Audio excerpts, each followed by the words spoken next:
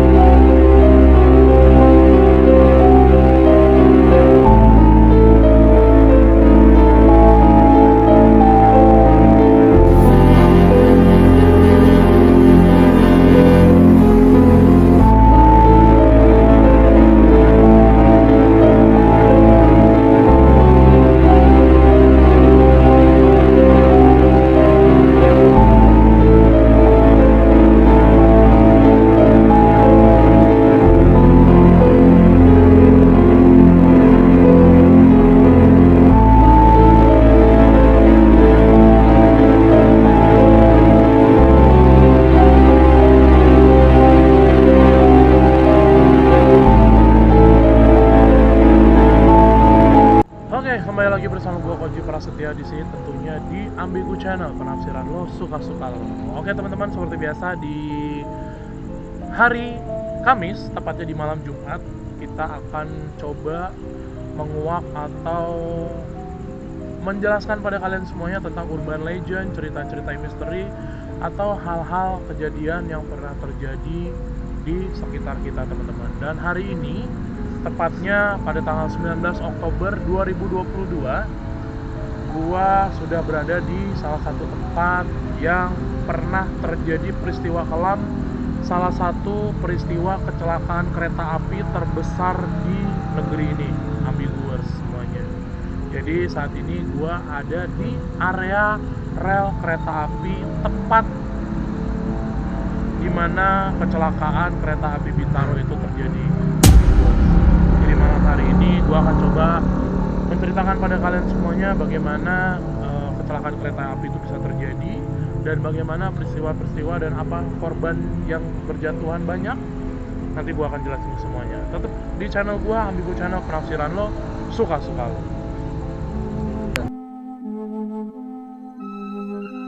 (19 Oktober 1987) musibah terburuk perkeretaapian Indonesia. Bukan hanya di Indonesia, tragedi ini pun menjadi sorotan dunia dan menjadi pembahasan internasional dalam waktu yang cukup lama. Korban pun berjatuhan. Jumlah korban jiwa 156 orang dan ratusan penumpang lainnya luka-luka. Evakuasi berjalan berhari-hari tanpa henti. Plat baja yang hancur menyulitkan tim evakuasi dalam menyelamatkan korban pada tragedi tersebut.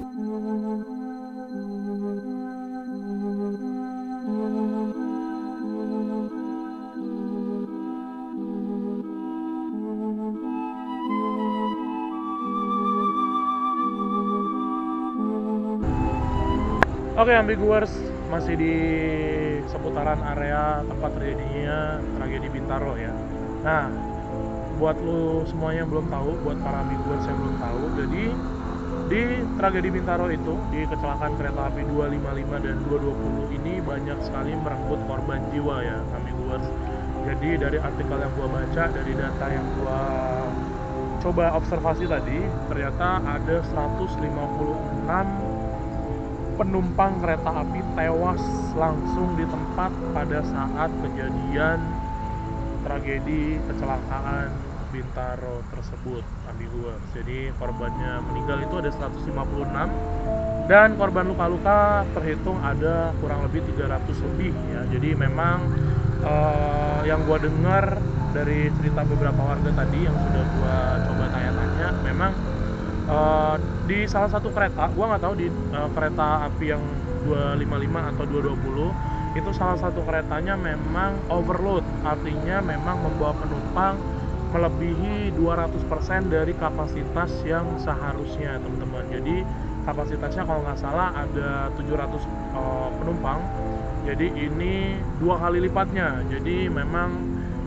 sudah menyalahi aturan standarisasi keselamatan penumpang seperti itu. Dan teman-teman, seperti biasa, mumpung ini malam Jumat dan gue berada di salah satu tempat yang gokil. Ini menurut gue tempatnya gokil ya, karena sudah banyak sekali menurut gue ini interaksi-interaksi yang mencoba untuk bergabung bersama kita di sini, Bos. Oke, teman-teman, ambiguers dimanapun berada. Jadi gak usah berpanjang-panjang. Kali ini gue mau bercerita ke kalian semuanya tentang peristiwa atau setelah terjadinya kecelakaan Bintaro. Banyak sekali gue lihat sesuatu tuh di situ tuh.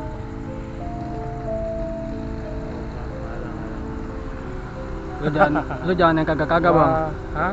Jangan yang kagak-kagak lu. Gua dari tadi sudah ke sugesti, Bon. Iya, masa Ini tadi nggak gue tahu juga nih, habis tapi di beneran, Siul. gua nggak bohong ya buat ambiguers ya. Kalian kalau kebetulan lewat Bintaro, kalian bisa mampir langsung ke sini. Ini tepatnya di Bintaro Jaya ya, kalau nggak salah ya. Iya, Ya, ini itu di sana ada salah satu apa namanya, pos penjaga pintu penjaga, kereta ya. Jadi itu juga pemantau salah lalu satu lintas saksi kereta. bisu dari peristiwa kecelakaan Bintaro. Nah, kali ini seperti yang gue bilang tadi, gue mau bercerita ke kalian semua hal-hal mistis apa yang terjadi setelah atau pasca terjadinya kecelakaan kereta api di kawasan Bintaro ini, teman-teman. Nah, dari kabar yang gue dengar dari warga sekitar, tadi sebelum kita syuting kita sempat mampir dulu di warung ada di belakang kita.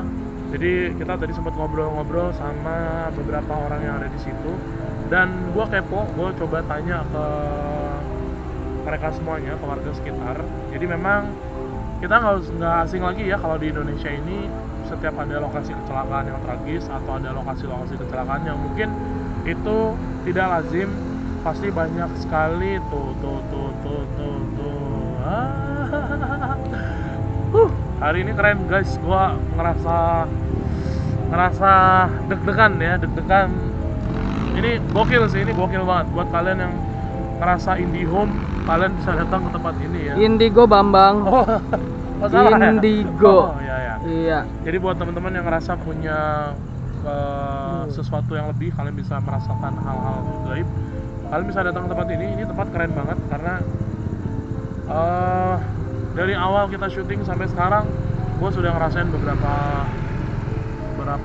hal ya. Tapi ya sudahlah, mungkin itu sugesti gue karena dari awal datang tadi memang ini tempat gelap, walaupun samping jalan, tapi jalan area yang kita lewat itu gelap. Coba lu bisa shoot ke sana, Bu. Itu jalannya gelap banget. Ya, teman-teman.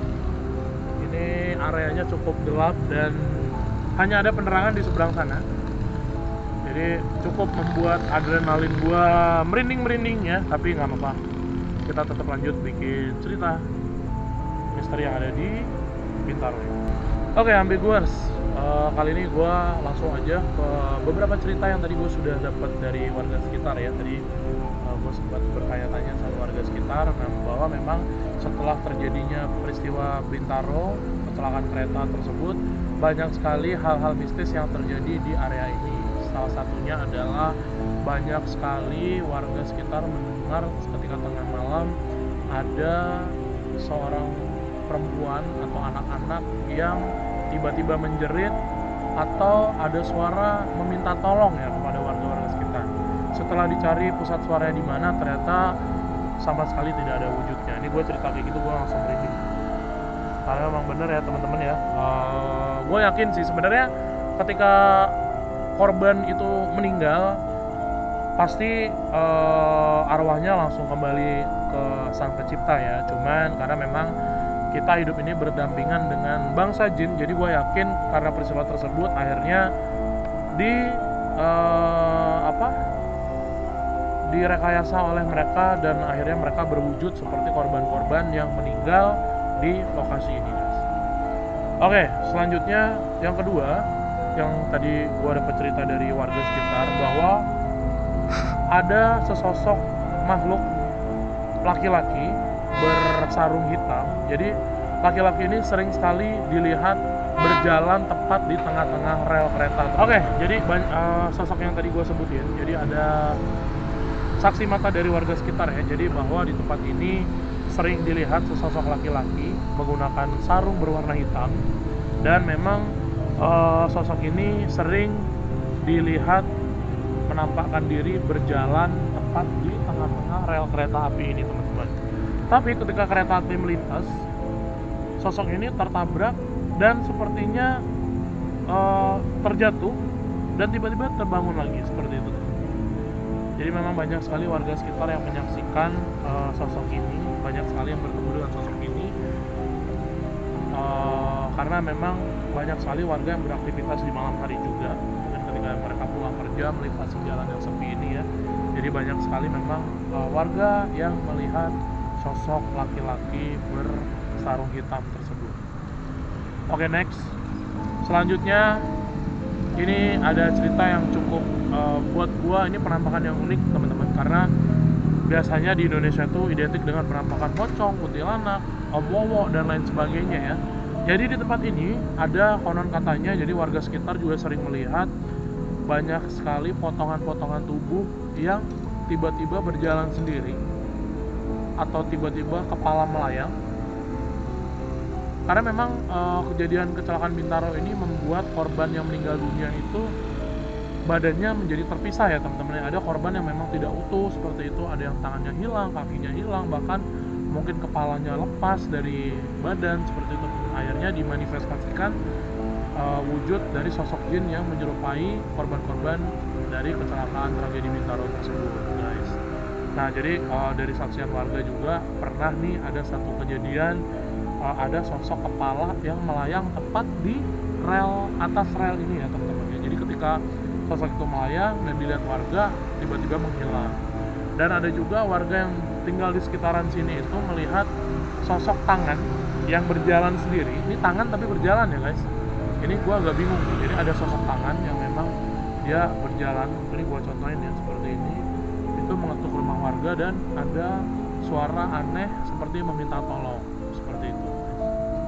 Dan selanjutnya ada juga banyak sekali warga yang melihat ketika tengah malam seperti melihat sosok anak-anak kecil yang sedang berlarian tepat di tengah rel kereta api. Logisnya tidak ada anak kecil yang bermain tengah malam, apalagi berlari-lari di rel kereta ini ya, teman-teman ya. Menurut gua sih nggak logis ya, karena memang banyak sekali warga yang melihat. Bahkan ini sudah menjadi kisah misteri yang berdampingan dengan warga ya. Jadi ketika ada sosok atau penampakan, warga kayak sudah biasa gitu, karena memang banyak sekali peristiwa misteri setelah atau pasca dari kecelakaan tragedi Bintaro. Oke guys, itu aja yang bisa gue ceritain ya. Jadi buat teman-teman semuanya, buat kalian yang pengen ngerasain adrenalin ada di lokasi tragedi Bintaro ini, kalian bisa langsung datang aja. Tepatnya ada di Bintaro Jaya. Jadi ini memang akses jalan utama buat kalian menuju ke bisa ke mana ini, Mon? Kalau itu Pesanggerahan ya, terus ke tembusnya bisa ke Pesanggerahan, terus kesananya juga bisa tembus ke BSD. Nah, jadi buat kalian yang pas kebetulan melintas, kalian bisa datang langsung atau bisa mungkin sedikit karena di sini banyak warung kopi, kalian bisa ngopi-ngopi sambil bertanya-tanya sama warga sekitar apa aja yang sudah mereka lihat. Seperti gua tadi sempat bercerita, jadi gua sudah menceritakan ke kalian semuanya. Memang nanti gua bakal cantumin gambar foto kecelakaan kereta apinya ada di atas sini ya. Jadi ini adalah kereta api yang dulu terjadi kecelakaan di sini. Jadi seperti ini, hancur lebur. Dan nanti gua coba manifestasikan ke kalian, atau gua coba kasih gambaran sosok-sosok apa saja yang ada di lokasi ini. Oke guys, segitu aja dari Ambigu Channel. Thank you banget kalian sudah nonton video ini, dan thank you banget support buat kita terus ya. Jangan lupa klik like, comment, subscribe supaya kita lebih semangat lagi untuk bikin konten buat kalian semuanya. Dan buat kalian semua yang punya referensi lokasi tempat horor yang pengen gue datengin, mungkin kalau sekarang kita masih cuman bercerita aja, Mon ya. Nah, kemarin gue dapat kontak dari salah satu YouTuber juga. Jadi nanti gue bakal collab sama dia, dan YouTuber ini biasanya melakukan mediumisasi. Jadi datang ke suatu tempat horor, dia coba mediumisasi, dia coba kulik apa aja yang ada di lokasi tersebut. Nah, gue nanti bakal collab sama dia. Siapa dia? Tunggu aja nanti di konten Otman Media Kreasindo di program Ambigu Channel. Penafsiran lo, suka-suka lo. Bye.